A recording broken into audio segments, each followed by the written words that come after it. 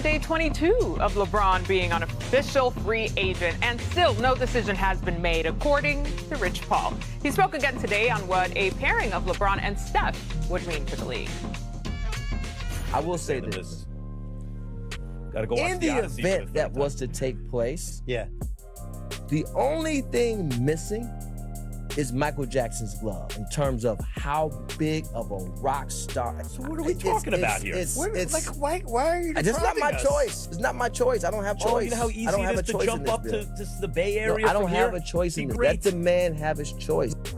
All right, welcoming in our do-it-all analyst, Janae Agumake, NBA writer Anthony Slater, in person, IRL, and of course, the champ, Kendrick Perkins. Big Perk is with us today. What's up, everybody? Feeling good? Looking good, as always. As the world turns, another day in the soap opera. Truly, oh my God. Slater, I want to start with your reporting here. Where do the Warriors stand on LeBron being recruited over to the Bay? Did you hear Rich Paul start that with in the event? Warriors are pessimistic that that event is going to take place. You know, it's just...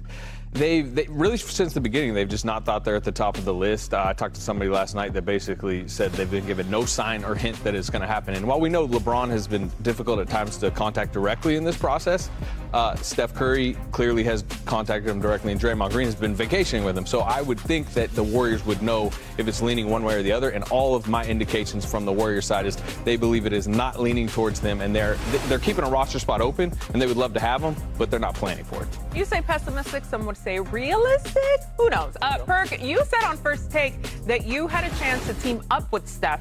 What can you tell us about that moment in time? Well, I did. I mean, at one point in time, I was valued around the league. And at the time, Bob Myers was my agent.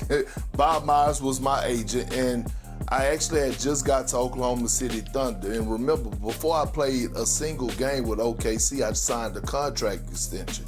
But Bob was telling me, Perk, hold tight, keep a cool booty.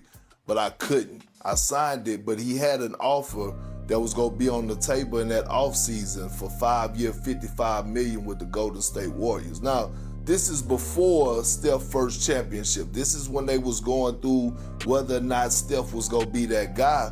But again, you bring up a guy like Steph and you bring up LeBron James and you talk about these two all-time greats, these needle movers, right? It's a reason that LeBron James, when he's asked about which player do he would like that, he wants to play with, and he always brings up Steph Curry.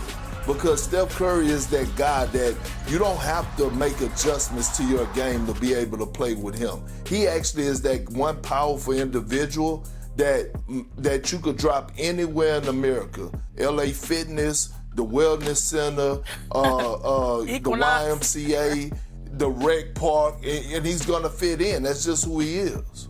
Perk, 5 years, $55 million? Okay. I mean, that was nothing light. I see you, Bill. I see you. But I messed it up. I didn't listen to Bob. I had a hard head. But you know what? I don't regret it.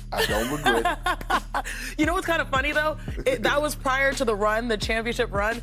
They've been still looking for a big like you. They're still looking for that answer, which I find kind of funny. But when I think about the Warriors, and I'm curious too, Perk, when you think about the fact that a lot of people are shooting their shot to try to get LeBron James, the West is completely stacked. But if he does not go, as Slater says, I mean, this is still a squad that did pretty well when 100%. When Jimmy Butler, when Steph Curry, and when Draymond Green were playing, they were 44-20, which was the fourth best winning percentage amongst the NBA. So I know that's probably not going to get you over the Victor Wembanyama hump and the San Antonio Spurs, or the Oklahoma City Thunder hump and Shai Gilgeous-Alexander, but they were competitive. So it's not like all is lost. It just sort of feels like this would put them over the edge later.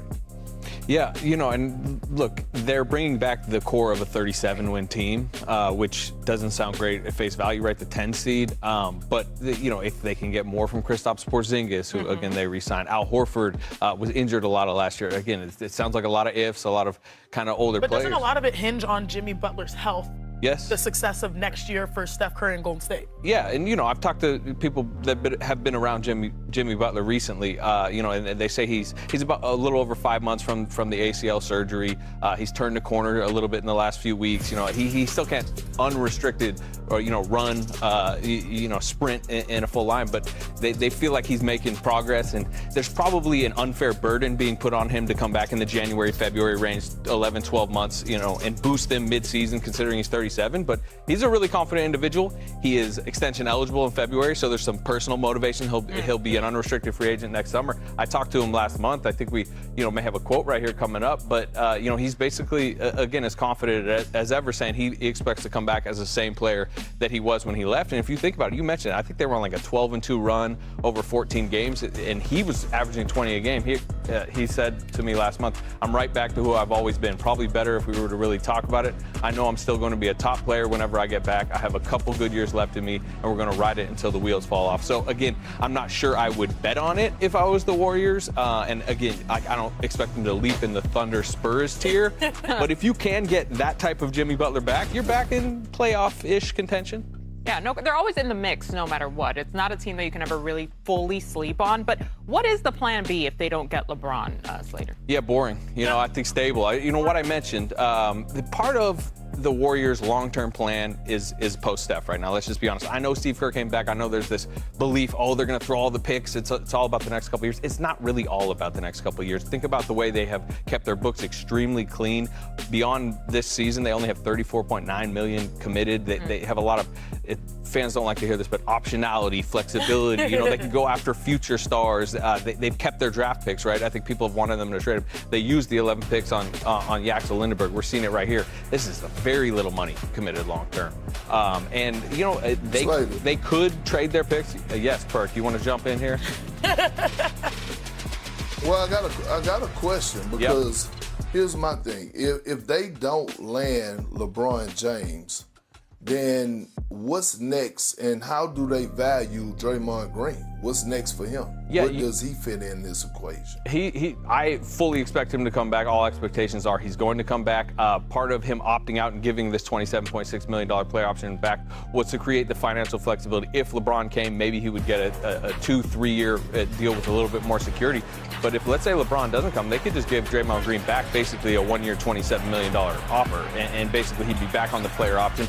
That keeps the Warriors' long-term financial flexibility and gives Draymond Green the payday he wants. And organization and Draymond Green still want to be together, really for the entirety of his career. And the Golden State Warriors, they weren't just shooting their shot at LeBron James. I think that was a great question, Perk, but they also were in some ways trying to get Anthony Davis as well. What is the status on that? Because it seems like we were like, this could be amazing, the Avengers assembling, and it seems less likely as the days go on. Two problems. Number one, the Warriors have not been given any type of commitment from LeBron, like, hey, if you trade for Anthony Davis, I'm 100% coming your way. That's number one. And two, which is the bigger issue, the Washington Wizards don't want to trade Anthony Davis. They're not sitting there going, give us your best offer. And as we talked about earlier, the Warriors have a bunch of draft picks and have financial flexibility. Anthony Davis costs probably a big extension when he walks in the door. And if you're the Wizards... speaking of which... Yeah, and if you're the Wizards and you have this type of leverage, you could say, give us every single draft pick. And the Warriors have been hesitant to do anything like that. So from my reporting and understanding, they're not anywhere close or have really engaged Washington much on it, and I don't expect it to happen. Perk, what say you on the AD of it all? Look, I'm ready. If I'm AD, I'm listening to everything and all the disrespect. I'm listening to, a team like the Warriors who, could use an Anthony Davis and say that they're not willing to leverage